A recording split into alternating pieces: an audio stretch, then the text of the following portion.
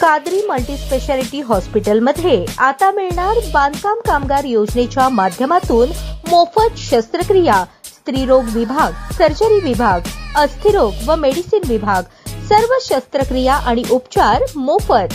पत्ता plot number 10 Majrewadi, नई जिंदगी रोड, अथर्व मंगल कार्यालयाजवळ, सोलापूर। पालकमंत्री जयकुमार गोरे यांची भेट घेत खासदार प्रणिती शिंदे यांच्या नेतृत्वाखाली काँग्रेस शिष्टमंडळाने शहर विकासाच्या निधीची मागणी केली। यावेळी निधी वाटपामध्ये दुजाभाव नको म्हणून काँग्रेस मागणी करत असताना आमदार सचिन कल्याण शेट्टी यांनी मात्र महाविकास आघाडी सत्तेत असताना निधी वाटपाची जाणीव करून दिली। खासदार प्रणिती शिंदे यांच्या नेतृत्वाखाली शहराध्यक्ष चेतन नरोटे, माजी महापौर आरिफ शेख, महापौर संजय हेमगड्डी, माजी महापौर अलका राठोड, विनोद भोसले, गणेश डोंगरे, सुशील बंदपट्टे, प्रमिला तुपलवंडे, भीमाशंकर टेकाळे यांच्यासह कार्यकर्त्यांनी पालकमंत्री जयकुमार गोरे यांची भेट घेतली। गोरे यांनी लगेच काँग्रेसच्या शिष्टमंडळाला आपल्या केबिनमध्ये नेऊन त्यांच्याशी चर्चा केली। यावेळी आमदार सचिन कल्याण शेट्टी, आमदार समाधान अवताडे, आमदार देवेंद्र कोठे, शहराध्यक्षा रोहिणी तडवळकर, महिला अध्यक्षा रंजिता चाकोते आणि इतर पदाधिकारी उपस्थित होते। यावेळी प्रणिती शिंदे आणि चेतन नरोटे यांनी गोरे यांच्याकडे विकास निधी देताना विरोधकांवर अन्याय करू नये, आम्ही सगळ्यांना पालकमंत्र्यांनी तुम्ही कुठे आहात, तुम्ही आमचेच आहात की आपलं तुपलं का करता, तेव्हा भाजपमध्ये प्रवेश करा असे तुमचे लोक सांगतात, मगच निधी मिळेल, पक्षपात न करता निधी द्या अशी मागणी केली। खासदार शिंदे यांनी आमदारांना जसा निधी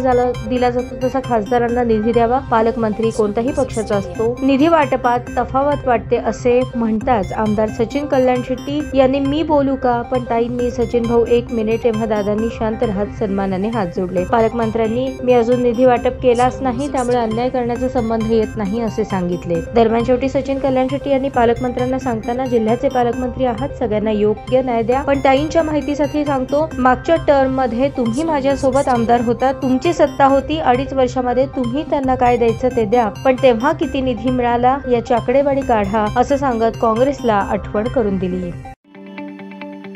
ताज्या बातम्या पाहण्यासाठी प्राईम महाराष्ट्र न्यूज चॅनलला सबस्क्राईब करा।